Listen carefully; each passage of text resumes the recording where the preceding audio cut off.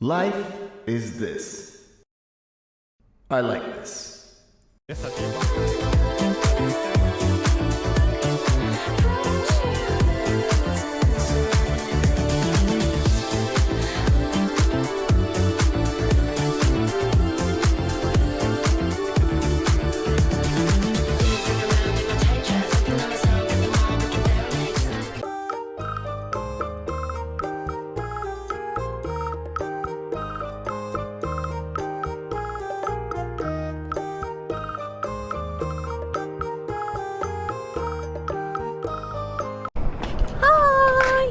Hi hi.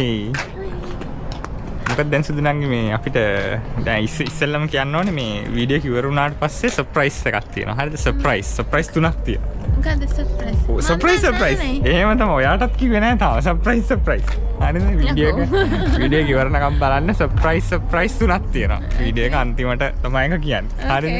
මාත් surprise වුණා. ඔක්කොම සර්ප්‍රයිස් කරන්න හදන්නේ. හරි.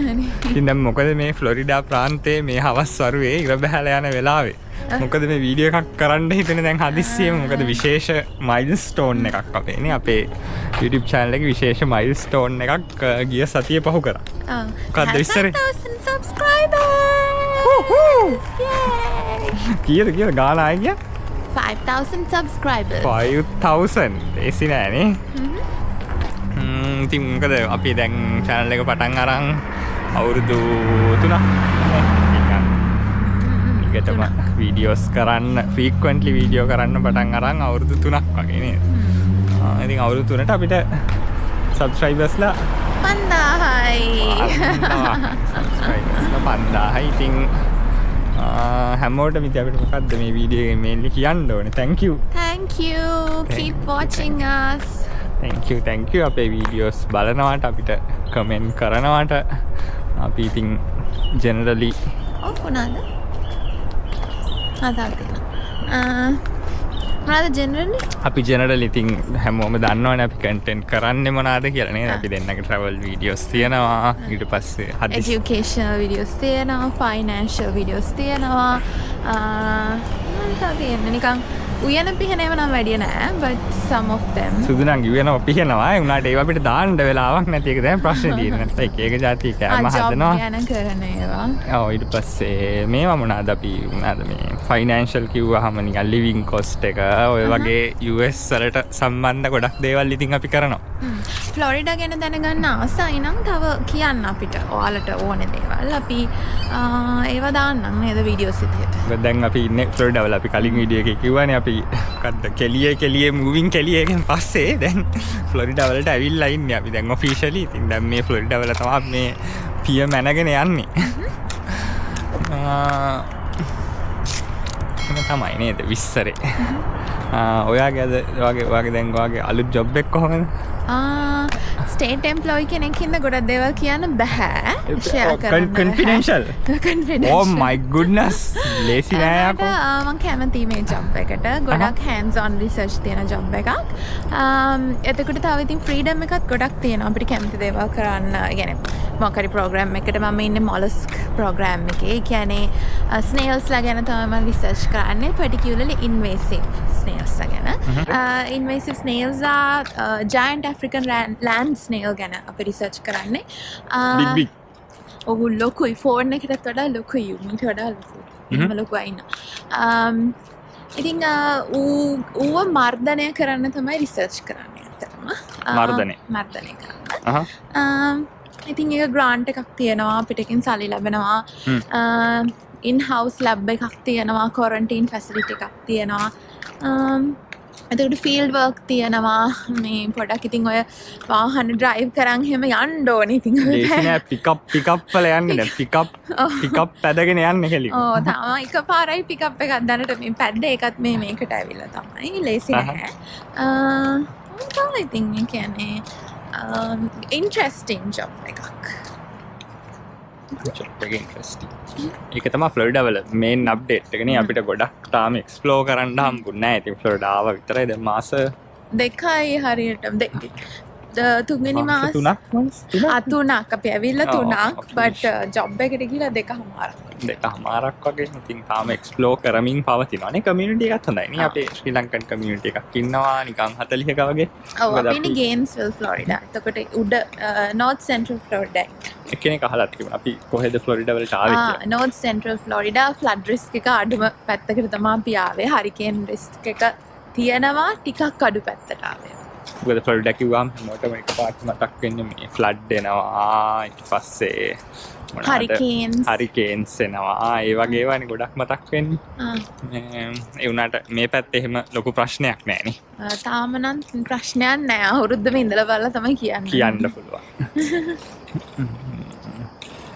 ඊට අමතරව අපි මේ හරියේ තියෙනවා මොකද්ද මේක නේද යුනිවර්සිටි ඔෆ් ෆ්ලොරිඩා තියෙන්නේ මේ ළඟමයි අපි ඉන්න කමියුනිටි එක යුනිවර්සිටි ඔෆ් ෆ්ලොරිඩා එකට ගොඩක් ළඟ එහා පැත්තේ වැටේ ඒනට දැන් අපි මේ අප්ඩේට්ස් කියලා හරියන්නේ නැහැ අපි ඒක කියන්නේ නෙමෙයි නේ අප්ඩේට්ස් කියන නෙවෙයි අත්‍තර අපි ගත්තේ අපි වෙන වැඩකට ගත්තේ අපි අත්‍තරම ස්තුති කරන්න තමයි ගත්තේ ස්තුති කරානේ අපි ඉතින් තව ඉතින් අපිට කියන්න තියෙන්නේ මේ වීඩියෝස් බලන්න ඊට පස්සේ කට්ටිය එක්ක ෂෙයා කරන්න එතකොට අපිට තව රීච් එක හම්බෙනවා අපේ ඉන්ටෙන්ෂන් එක අපි ලංකාවේ এডুকেෂනල් ඉගෙන ගත්ත දේෙන් තව කාට හරි ලංකාවේ කෙනෙකුට හෙල්ප් එකක් කරන එකනේ. ඉතින් ඔයාලට කරන්න පුළුවන් ඒක ඔයාලගේ යාළුවෝ අතරත් ෂෙයා කරගන්න. ඔයා දැනගෙන ඔයා විතරක් ඒක දැනගෙන ඉන්නපා. අපි කැමතියි ලංකාවේ ගොඩක් අය මෙහාට ඇවිල්ලා ස්ටැබ්ලිෂ් වෙලා තව හොඳ තැන්වල මිනිස්සු ගොඩක් ඉන්නවා දකින්නනේ.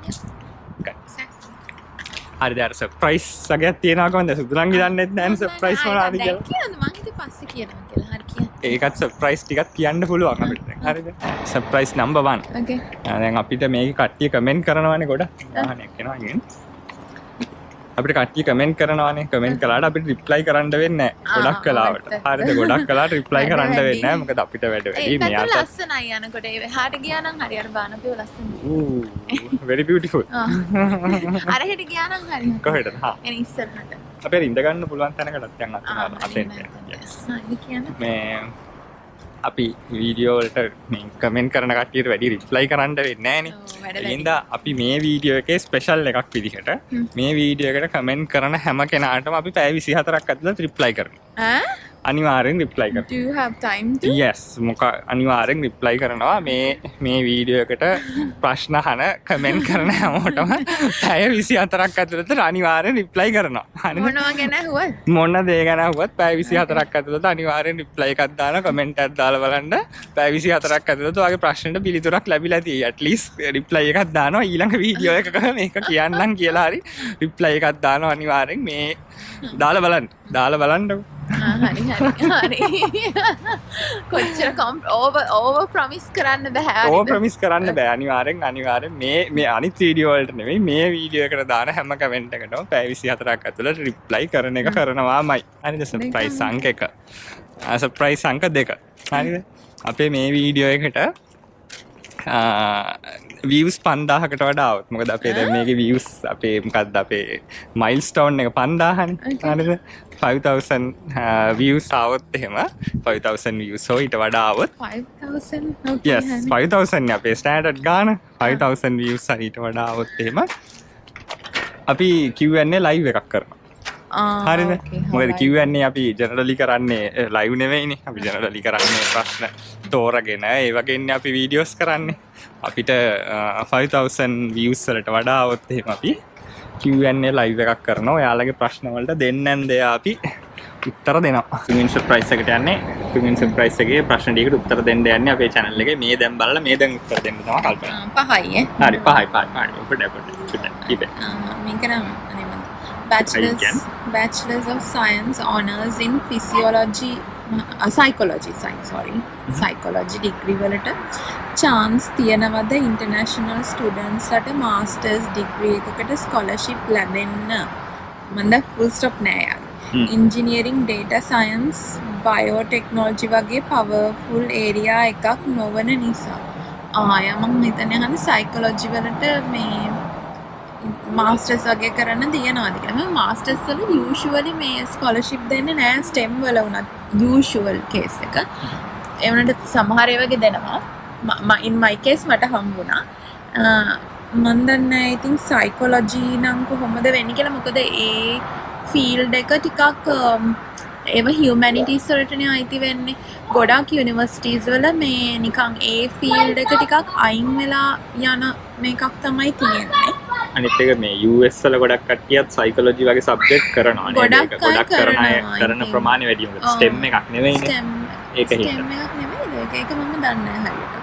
ඔව් සයන්ස් කැටගරි එකට වැටෙනවා. ඒක Humanities හියුමැනිටිස් කැටගරි එකට වැටෙනවා. ඔව්. ඒකින්ද I think opportunities ටිකක් අඩුයි. ඉතින් අර STEM එකකට වඩා ස්කෝලර්ෂිප් එකක් දීලා ඒක දන්නේ නැහැ. ඉතින් අපි කියන්න මේ STEM subjects ගැන තමයි අපි දන්නේ. හ්ම්. වැඩිපුර කියන්නේ.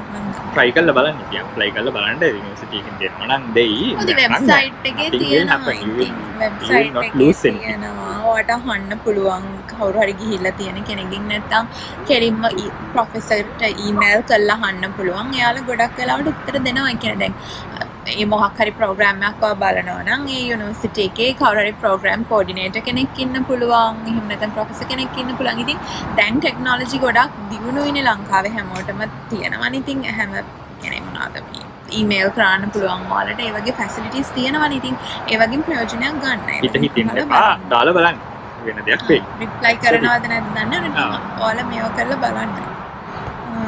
බයොලොජිකල් සයන්ටිස්ට් කෙනෙක්ගේ ස්ටාර්ටින් සැලරි එක කීයද කියලා අහලා තියෙනවා. ඔය දෙක අහලා තියෙනවා මම තියෙනවා. අංජන කියලා කෙනෙක්. ඒ වුණාට ඉතින් මෙහෙම එක ඩිපෙන්ඩ් වෙනවා එක එක ස්ටේට් එක මත. ෆ්ලොරිඩා වල සාමාන්‍යයෙන් සැලරිස් ගොඩක් අඩුයි. 50-60 රේන්ජ් එකේ තමයි නිකන් ගොඩක් 50k 60k රේන්ජ් එකේ තමයි ගොඩක්ම මේ එකත් හයි සැලරි එකක් ස්ටේට් එම්ප්ලොයි කෙනෙක්ට සාපේක්ෂව. ඒ වගේ රේන්ජ් එකේ පටන් ගන්න ස්ටේට් ජොබ්ස්. ඒකට ඒක සම්පූර්ණයෙන්ම වෙනස් ප්‍රයිවට් කම්පනීස් වල. එයාලගේ සැලරි එක පටන් ගන්න පුළුවන් 90k. එහෙම නැත්නම් over 100k වුණත් පටන් ගන්න පුළුවන් PhD තියෙන කෙනෙක්ට. ඉතින් ඒක කම්ප්ලීට්ලි ගොඩක් වෙනස් වෙනවා. ඒක ඩිපෙන්ඩ් වෙනවා ඔයා ඇප්ලයි කරන්නේ කොහෙටද, ප්‍රයිවට් කම්පැනි එකක්ද, ස්ටේට් ජොබ් එකක්ද, and මොන ස්ටේට් එකද කියන එක මත ගොඩක් ඩිපෙන්ඩ් වෙනවා. ඒකින්ද ඒකට උත්තර එකක් කියන්න බෑ, රේන්ජ් එකක් තමයි තියෙන්නේ. අයෝවා ස්ටේට් යුනිවර්සිටි එක ගැන දන්නවද කියලා අහලා තියෙනවා. මගෙන් අහලා තියෙන්නේ ලිලි BM1ZS අහලා තියෙන්නේ. අයෝවා යුනිවර්සිටි එකේ යාළුවෝ ඉන්නවා. එයාලා ග්‍රැජුවේට් වෙලා තියෙනවා. එහෙම වරදක් කියන්න නම් මන් දන්නේ නැහැ. හැබැයි ඉතින් කට්ටිය ග්‍රැජුවේට් වෙනවා. සතුටින් ඉන්නවා වගේ පේනවා. ගොඩක් හිම වැටෙන ස්ටේට් එකක්. ලංකාවේත් ගොඩක් ඉන්නවා. ලංකාවේ ගොඩක් ඉන්නවා අයෝවා ස්ටේට් එකේ. මම හිතන්නේ ඒක හොඳ යුනිවර්සිටි එකක්. පස්සේ හතරවෙනි ප්‍රශ්නේ ෆ්ලොරිඩා වල ආපු සිටි එක මොකද්ද? ගේන්ස්විල්. කිව්වා ගේන්ස්විල් තමයි ආවේ. අවසාන ප්‍රශ්නේ. තිසා මෙතුනුක අහලා තියෙනවා ඔකේ ඉංජිනියරින් වලින් පස්සේ H1B ගන්න එකද නැත්නම් මාස්ටර්ස් කරන්න USA එන එකද කියලා වෙන්න තියෙන එකද ලේසිම? මොක කරන්නත් ඉස්සෙල්ලා US එන්න ඕනේ. මොකද වඩ H1B කෙලින්ම කවුරුත් එහෙම ඉස්සර නම් දුන්නා. දැන් එහෙම තියෙන ඔපචුනිටි එක ගොඩක් අඩුයි. ගොඩක් ඉන්දියන් කට්ටිය ඒ වගේ ඇප්ලයි කරන ඉඳ දැන් මොක කරන්නත් ඔයා ඉස්සෙල්ලා US වලට එන්න ඕනේ. මොකද එහෙම නැතුව ඔයාට ලංකාවේ ඉඳලා H1B එකක් දීලා එහෙම ගන්න ඔයා හරි එක්ස්පර්ට් කෙනෙක්. ඔයා එක්සෙප්ෂනල් කේස් එකක්. එහෙම අතිදක්ෂයෙක් වෙන්න ඕනේ මොකක් හරි ෆීල්ඩ් එකක. මොකද නැත්නම් එහෙම සල්ලි වියදම් කළා කවුරුත් මෙයාට ගෙන්න ගන්න නැහැ නේ. වට වීසා එකක් දීලා. ඉඳ ලේසින් වැඩේ ඔයාලා කියපු දෙවෙනි ඔප්ෂන් එක මාස්ටර්ස් එකක් නැත්නම් PhD එකක් කරන්න US වලට එන්න ඇවිල්ලා ඔයා ඊට පස්සේ වාගේ ස්ටඩීස් කරන ගමන් ඊට පස්සේ ස්ටඩීස් කරලා ඉවරනාට පස්සේ ඔයාලට ජොබ් එකකට යන්න පුළුවන්. ඒ ජොබ් එකෙන් ඔයාලට H1 එකක් ගන්න ඔයාලා යුනිවර්සිටි එකෙන් වැඩ කරනවා නම් ඒත් H1 ෆයිල් කරන්න පුළුවන් යුනිවර්සිටි එකෙන්. ඒ වගේ පාත් එකක් තෝරගන්න සෙකන්ඩ් ඔප්ෂන් එක තමයි හොඳ. ඔව් ඉංජිනියරින් ඩිග්‍රී එකක් ඔයාලට තියෙන හින්දා ඉතින් මෙහි ලොකු පිළිගැනීමක් තියෙනවා ඉංජිනියරින්. ඒ කියන්නේ ඔයාලට බැචලර්ස් එක ඉංජිනියරින් නම් ඔයාලට ඉක්මනට PhD එකකට ඇප්ලයි කරන්න ලේසි ගන්න. ඔව් මාස්ටර්ස් ඕනම එකකට ගන්න. ඔව් මාස්ටර්ස් PhD හරිම ලේසි ඉංජිනියරින් වගේ ඇප්ලයි යන්න. ඒ කියන්නේ ලොකු ඩිමාන්ඩ් එකක් තියෙනවා US වල ඉංජිනියරින් වලට. and job එකක් හොයාගන්නත් ලොකු chance එකක් තියෙනවා. හරිම ලොකු chance එකක් තියෙනවා. අනික එක දැන් මට හිතෙන ලංකාවේ එක එක වීසා කැටගරීස් අපි දන්න ප්‍රමාණෙත් ටිකක් අඩුයි. මොකද ඉන්දියාවේ වගේ තියෙනවා එක එක විදිහේ talent based visa. අර අපිට අපේ ඉස්සරහා ගෙදර එක්කනාවේ වෙනමම වීසා එකකින්. ඒ කියන්නේ ඒවා මොනවද කියලා අපි දන්නේවත් නැහැ. අනික එක රටින් රටට වෙනස් වෙනවා talent based වෙන වීසා එක. ඔයාලට ඕන නම් ඔයා ඒකට හොයලා බලන්න. හැබැයි අපි generally දන්නේ H1B වීසා එක usually අමාරුයි ගන්න. අනිවරයි හරි ප්‍රශ්න පහ ඉවරයි එහෙනම් අදට කතාව මෙතනින් ඉවරයි ඉතින් අර channel එක subscribe කරන්න ඊපස්සේ මේ වීඩියෝ එක share කරන්න වීඩියෝ එකට views 5000ක් આવත් අපි live Q&A session එකක් කරනවා I did not commit to that දැන් කමිට් කරා වීඩියෝ එක කමිට් කරලා තියෙන්නේ හරි මෙයාට සර්ප්‍රයිස් එකක් දුන්නේ අපි හරි කවුරුත් දන්නවනම් මේ අපි අඳන් ඉන්න මොන ටී-ෂර්ට් එකක්ද කියලා කියන්න කමෙන්ට් සෙක්ෂන් එකේ ඒක නම් පේනවා පේනවනේ මේක පේනවා තියෙනවා හරි මොකෙන්ද මුන් කියලා කියන්නේ කවුද මේ දෙන්නා කියලා හරි එහෙනම් අද වීඩියෝ එක ඉවරයි Bye